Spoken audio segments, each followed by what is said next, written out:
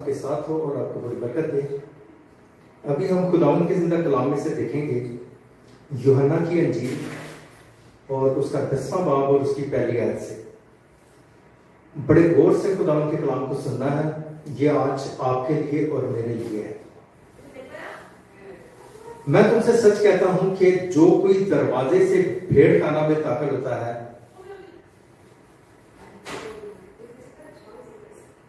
मैं तुमसे सच कहता हूं कि जो कोई दरवाजा से भेड़ खाना में दाखिल नहीं होता बल्कि और किसी तरफ से चढ़ जाता है, वो चोर और डाकू है। लेकिन जो दरवाजा से दाखिल होता है वो भेड़ों का चरवाहा है। उसके लिए दरबान दरवाजा खोल देता है और भेड़ें उसकी आवाज सुनती हैं और वो अपनी भेड़ों को नाम बनाम बुलाकर बाहर ले जाता है। जब वो अपनी सब भेड़ों को बाहर निकाल चुकता है तो उनके आगे आगे चलता है और भेड़ें उसके पीछे पीछे हो लेती हैं, क्योंकि वो उसकी आवाज पहचानती हैं। मगर वो गैर शख्स के पीछे ना जाएंगी बल्कि उससे भागेंगी, क्योंकि गैरों की आवाज नहीं पहचानती।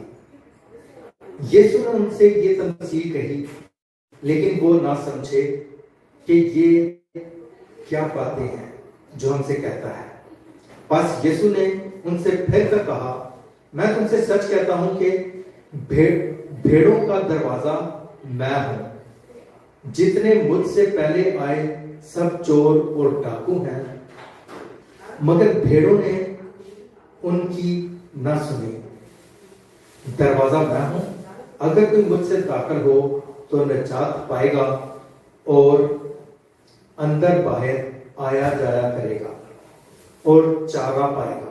पाक कलाम के पढ़े और सुने जाने पर खुदावंद की कसरत से बरकत हो। मेरे अजीजों, खुदावंद के जिंदा कलाम को हमने बड़े अहसन तरीके से, बड़े अच्छे तरीके से पढ़ा और सुना और कोशिश करें इसे समझने की भी। खुदावंद का जिंदा कलाम दो धारी तेज तलवार है। खुदावंद यीशु मसीह ने अपने शागिर्दों से कहा कि मैं तुमसे सच कहता हूं कि जो कोई दरवाजा से भेड़ खाना में दाखिल होगा वो चरवाहा है, और जो भेड़ खाना के दरवाजा से दाखिल नहीं होगा वो चरवाहा नहीं है। मेरे अजीजों, आज मैं कोरिया से खुदावंद का कलाम शेयर कर रहा हूं और कोरिया के ही बारे में बताऊंगा। कोरिया में खिदमत क्या है, कैसे है और किस तरीके से चल रही है, और कलीसिया यहां पे है भी कि नहीं। कोरिया में पाकिस्तानी और हिंदुस्तानी कलीसिया है भी कि नहीं। मेरे अजीजों, खुदावंद का जिंदा कलाम दो धारी तेज तलवार है। ये दोनों साइडों से काटता है। हमें समझ नहीं आती कि हम क्या कर रहे हैं। कोरिया में खादम, पाकिस्तानी खादम जितने हैं, इंडियन तो शायद एक भी नहीं होगा कोरिया में इंडियन पास्टर। पाकिस्तानी खादम जितने भी हैं जो कि उर्दू में कलाम सुना सकते हैं और हिंदी में समझने वाले लोग भी काफी होंगे, लेकिन यहां पे खादम एक भी नहीं। सिर्फ वीजा लेने के लिए यहां पे पास्टर बने हुए हैं। कोरिया में आते हैं, वीजे की प्रॉब्लम होती है। सबसे इजी वे होता है कि सेमिनरी में एडमिशन ले लें। जब किसी भी थियोलॉजिकल सेमिनरी में एडमिशन लेते हैं तो उनका मेन मकसद पैसा कमाना होता है, खिदमत करना उनका मकसद नहीं होता। कोरिया में लीगल रहना और कोरिया में पैसा कमाना मकसद होता है। इसी मकसद को वो जब आगे लेके बढ़ते हैं तो मेरे अजीजों, उनके दिल में भेड़ों के लिए कोई दर्द नहीं होता, भेड़ों को बचाने का कोई वियर नहीं होती उनकी। इसीलिए मेरे अजीजों, कोरिया में पास्टर सिर्फ पैसे के पीछे भाग रहे हैं। पाकिस्तानी जितने भी पास्टर यहां पे हैं, जितने भी पास्टर पिछले 40 सालों से यहां पे खिदमत कर रहे हैं, यहां पे आ जा रहे हैं, सबके बारे में खुदावंद का ये जिंदा कलाम बता रहा है कि आज से पहले के आए हुए तमाम के तमाम खादम जितने भी यहां पे आए वो सब चोर और डाकू और अपने बेनिफिट्स के लिए काम करते थे, और किसी ना किसी चर्च से तनख्वाहें ले रहे हैं, किसी ना किसी चर्च से बेनिफिट ले रहे हैं और जॉब्स कर रहे हैं और पैसा कमा रहे हैं और पैसा बटोर रहे हैं। दूसरी साइड में हम देखते हैं कि भेड़ें जिनके बारे में खुदावंद के जिंदा कलाम में लिखा हुआ है कि अच्छा चरवाहा वो है जो अपनी भेड़ों की खबरगिरी करता है। तो मेरे अजीजों, भेड़ें होंगी तो उनकी खबरगिरी होगी। कोरिया में तो भेड़ भी नजर नहीं आती, खादम तो है नहीं, बेनिफिटर है, और यहां पे भेड़ें भी नहीं नजर आती। जो अपने आप को भेड़े कहते हैं वो भी भेड़िए हैं। जो अपने आप को भेड़े कहते हैं वो भी भेड़िए हैं। जिस चर्च में बिरयानी बन जाए उस चर्च में चले जाते हैं, जिस चर्च में खाना अच्छा मिले उस चर्च में चले जाते हैं। उल्टा मुंह फाड़ फाड़ के कहते हैं कि अगर मटन बिरयानी होगी तो हम आएंगे, अदरवाइज हम नहीं आएंगे। और ज्यादातर क्यों करते हैं कि सुबह उठते हैं देर से, लेट उठते हैं, आंखें मल रहे होते हैं, मुंह हाथ धोते हैं, भूख लगी होती है, चलो गिरजे चली होते रोटी पे लगेगी। मेरे अजीजों, चर्च में अगर रोटी खाने के लिए जाना है तो हमारी आखिरत का क्या बनेगा? अगर पास्टर्स ने यहाँ पे वीजे एक्सटेंड करने के लिए चर्चिज में जाके पढ़ा लिखा हुआ कलाम ही सुनाना है तो क्या कलीसिया का क्या बनेगा और उन खादमों का क्या बनेगा जिनके बारे में खुदावंद यीशु मसीह ने खुद कहा कि मेरा इंसाफ जो है, मेरी अदालत जो है, मैं अपने घर से शुरू करूंगा। मैं अपनी अदालत अपने घर से शुरू करूंगा।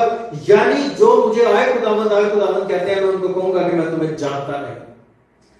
वो लोग जो खुदा मेरा कलाम शेयर कर रहे हैं लेकिन उनमें तासीर नहीं है, जस्ट फॉर्मेलिटी पूरी करते हैं, वक्त को पूरा करते हैं और वो गए। संडे के दिन आते हैं, 5 मिनट 10 मिनट 20 मिनट का कलाम टुटा भज्जा सुनाया और वो गए। मेरे अजीजों, अपनी आंखों को खोलें, अपने दिमागों को खोलें और अपनी आखिरत के बारे में सोचें। अगर आप लोग 6 दिन काम करते हैं, 6 दिन जॉब करते हैं, तो 7वां दिन खुदा को दें और पक्के तरीके से दें, रूह बदन जान के साथ दें। खाली पेट के साथ मत दें खुदावंद को अपना घर, अपना बदन, अपना जिस्म और संडे का दें। मेरे अजीजों, चूंकि मैं कलाम जब भी शेयर करता हूं मैं लेफ्ट राइट नहीं देखता, जो खुदावंद के जिंदा कलाम में लिखा हुआ है उसको सीधा डायरेक्ट शेयर करता हूं, चर्च में कोई आए या ना आए। अगर रेगुलर यहां पे चर्च में लोग आ रहे हों, 1 साल 2 साल 3 साल 5 साल 10 साल भी चर्च आते हों, लेकिन उनकी तौबा सिर्फ अपने बेनिफिट के लिए हो और वो खुदावंद की बादशाहत में दाखिल ना हो सके, तो मेरे अजीजों, इससे बेहतर है कि वो मेरे चर्च में ही ना आए। इससे बेहतर है कि अगर मैं रूहों को नहीं बचा सकता तो उनके बदन को की नशोनुमा क्यों करूं, उनके खाने पीने का क्यों इंतजाम करूं, उनकी जॉब्स का क्यों इंतजाम करूं। चर्चिस में लोग जाते हैं कि चर्च में जाएंगे, वो पास्टर हमें जॉब पे लगवा देगा इसलिए उसके चर्च जाना है, वो पास्टर हमें खाना अच्छा देगा उस चर्च जाना है, वो पास्टर हमारे लिए डॉक्यूमेंटेशन में मदद करेगा इसलिए उस चर्च में जाना है। ये कोई भी नहीं सोचता कि हम उस चर्च में जाएंगे जिस चर्च का चरवाहा हमारी रूहों की फिक्र करता है, जो हमारी जान की फिक्र करता है, जो हमारी रूह की फिक्र करता है। तो मेरे अजीजों, खुदावंद का कलाम उठा लिया गया है और खुदावंद के कलाम को सुनने के लिए भेड़े नहीं है। अगर भेड़े हों तो वो अपने चरवाहे की बात को सुने, उसके अपने चरवाहे के पीछे जाएं। तो मेरे अजीजों, हमें चाहिए कि हम अपनी जिंदगियों पर गौर करें। जो लोग कोरिया में नहीं आए उनकी ख्वाहिश है पाकिस्तान, इंडिया से, भारत से, बांग्लादेश से, नेपाल से कि हमें कोरिया का वीजा मिले। क्योंकि अगर हम कोरिया में जाएंगे वहां पे बेदारी है, वहां पे रिवाइवल है, वहां पे लोग खुदावंद की कुर्बत में है। मेरे अजीजों, जब तक वो पाकिस्तान में रहते हैं, जब तक वो इंडिया में रहते हैं, जब तक नेपाल में रहते हैं, जब तक किसी भी और कंट्री में रहते हैं, तब तक उनमें किसी हद तक अपनी रूहों को बचाने का की स्पिरिट होती है। वो खुदावंद को खुदावंद जान के उसकी इबादत, उसकी प्रस्तिश करते हैं। लेकिन जब कोरिया में आ जाते हैं तो सिर्फ अपने बेनिफिट्स को सामने रख के खुदावंद के घर में जाते हैं। और बहुत सारे लोग तो खुदावंद के घर में भी नहीं जाते। 6 दिन हमने काम किया है, 7वां दिन हमने रेस्ट करना है, कपड़े धोने हैं, हमने सफाइयां करनी है, हमने दोस्तों को मिलना है, हमने सैर करनी है। खुदावंद के घर में चले गए तो ये सारे काम नहीं हो सकेंगे हमसे। तो मेरे अजीजों, हमें चाहिए कि हम अपने आप को देखें, अपनी जिंदगियों पे नजर करें कि अगर खुदा ने हमें 24 घंटे सांसें दी हैं, तो क्या 24 घंटे की सांसों में हमने 10वां हिस्सा खुदावंद को वापस लौटाया कि नहीं अपनी जिंदगी का? क्या हमने सुबह उठ के दुआ की? जब हम खाना खाते हैं हमने दुआ की? जब हम सोते हैं हमने दुआ की? क्या हम उठते बैठते खुदावंद को याद करते हैं? इन सारी चीजों पे हमें गौर करना है। अगर हम सारी जिंदगी पैसा कमाते रहे, सारी जिंदगी हम दुनिया की चमक धमक के पीछे भागते रहे और अपनी आखिरत को गवा बैठे, हमेशा की दोजख में धकेल दिए जाएं, तो क्या बेनिफिट हुआ हमें इस दुनिया में आने का? अगर हम 30 साल, 40 साल, 50 साल, 60 साल, 70 साल, 80 साल, 90 साल, 100 साल तक भी हम जिंदा रहते हैं और यहां पे हमें टास्क दिया गया है, इस दुनिया में आने के लिए खुदा ने हमें वक्त दिया है। जैसे एग्जामिनेशन हॉल में जाने से पहले वक्त होता है हमारे पास कि हम बुक्स की स्टडी करें और उसके मुताबिक हम उनको पेपरों की एग्जाम्स की तैयारी करें। एग्जाम्स का तो हमें पता है कि एक दिन मरना है और एक दिन हमारी अदालत होनी है, लेकिन हम तैयारी नहीं कर रहे, बुक्स को हमने परे फेंक दिया हुआ है। मेरे अजीजों, हमें चाहिए कि हम खुदावंद के कलाम को पढ़ें, सुने, समझे। आखिरी वक्त है, इब्लीस ने आपके दिलों पे ताले लगा दिए हुए हैं, आपके दिमागों को बंद कर दिया हुआ है, आपकी सूझबूझ की सारी क्वालिटियां खत्म कर दी हुई हैं उसने। आप खुदावंद के कलाम को सुनना ही नहीं चाहते, और अगर खुदावंद का कलाम आपको सुनाया जाए तो आपको नींद आनी शुरू हो जाती है। जब आपको खुदावंद का कलाम सुनाया जा रहा होता है तो आप मोबाइल पे अपने मैसेजेस देखना शुरू कर देते हैं, आप फेसबुक को स्क्रॉल करना शुरू कर देते हैं। क्या अगर आप लोग इस तरीके से चर्च में बैठ के काम कर रहे हैं, तो क्या आप शक्ल दिखाने के लिए यहां पे आए हुए हैं, या रोटी खाने के लिए आए हुए हैं, या लोगों को शो करने के लिए आए हुए हैं कि हम क्रिश्चियन हैं इसलिए हम चर्च में आए हैं? तो मेरे अजीजों, अपनी जिंदगियों पर गौर करें और ऐसा कदम ढूंढे जो कि आपकी रूहानी तरक्की करे, जो आपको रूहानी तौर पे आगे लेके बढ़े।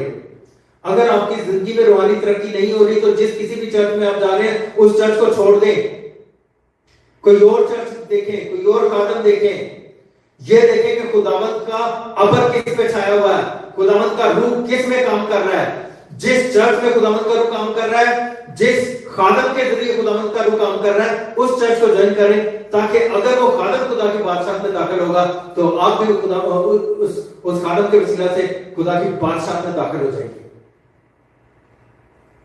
और अगर खादम ही खुदा की बादशाह में दाखिल होने के काबिल नहीं है, जिसके पीछे आप चल रहे हैं, खुदावंद का कलाम कहता है कि अंधा अंधे को क्या राह दिखाएगा।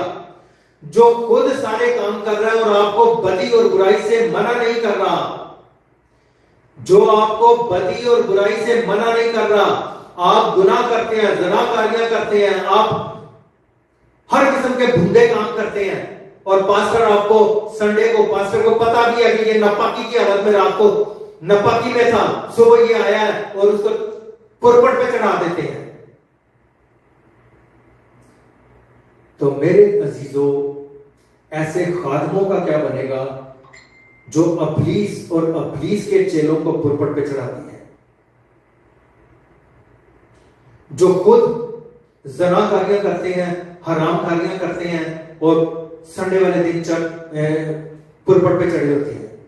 तो मेरे अजीजों, आज का कलाम सख्त है, कोशिश करें इसे हजम करने की, और अगर आपकी जिंदगी में ये असर करता है तो अपनी जिंदगी को तब्दील करें, अपनी जिंदगी को तब्दील करें, ताकि खुदावंद की बादशाह के काबिल बने।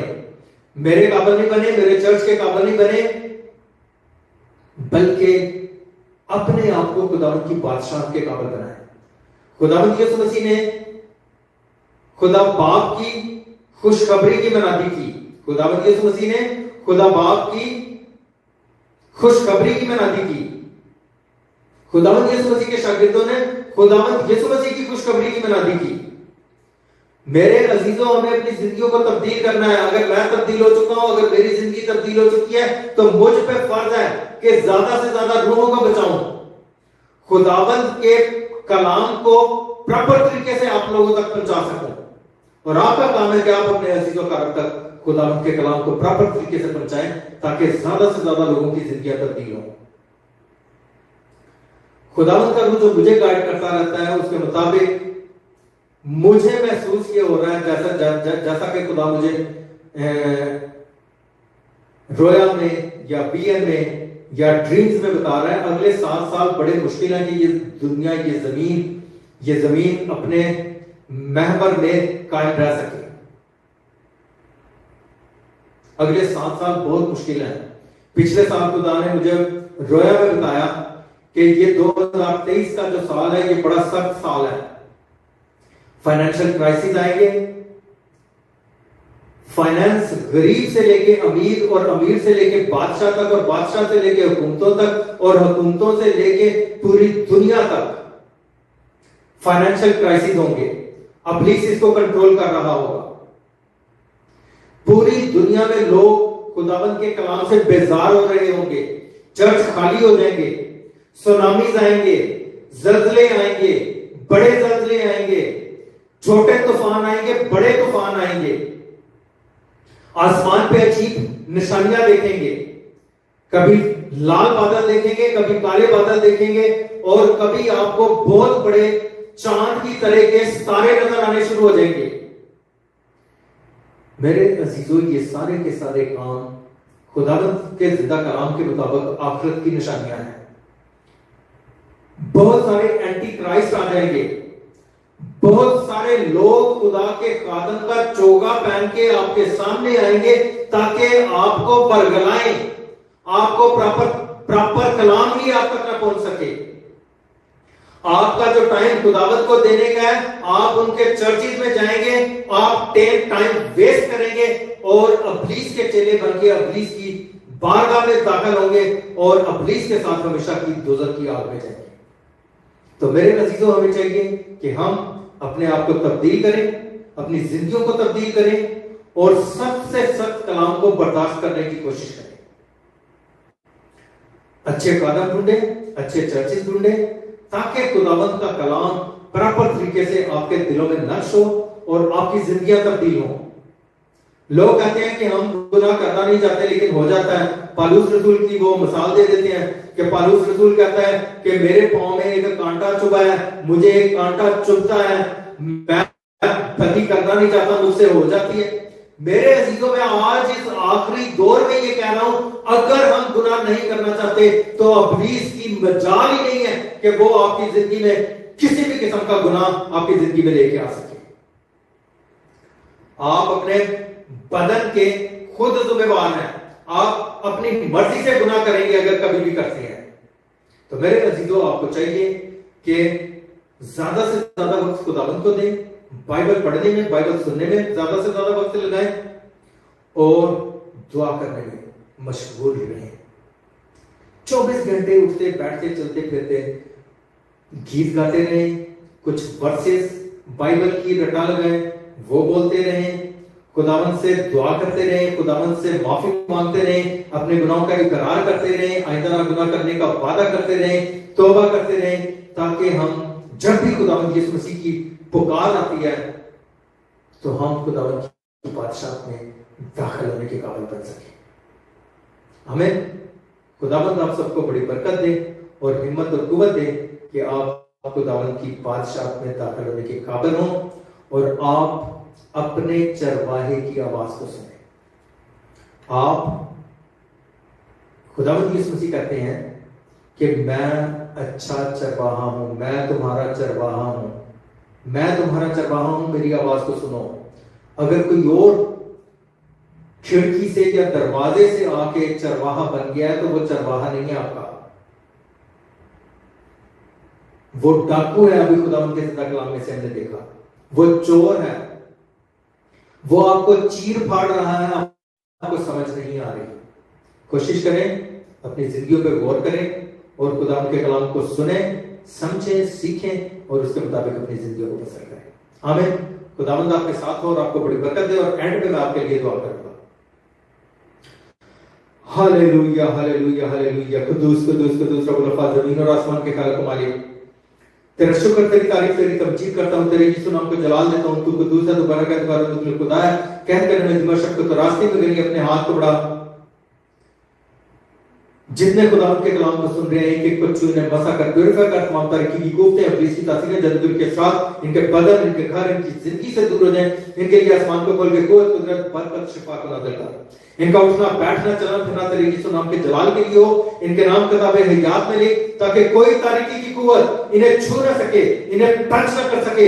इनकी जिंदगियों में से आजमाइशों को दूर करता हूँ, जादूगर के साथ को दूर करता हूँ, टेंशन, प्रॉब्लम्स को, आजमाइशों को, बेरोजगारी की लानत को दूर करता हूँ।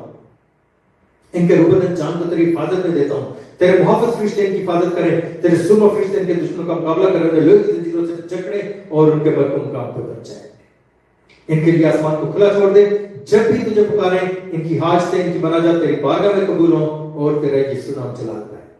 तेरा शुक्र करता हूँ तूने इस दुआ को सुनने से कबूल किया, जो मांगा तूने बख्श दिया अपने जिंदा और जलाली नाम।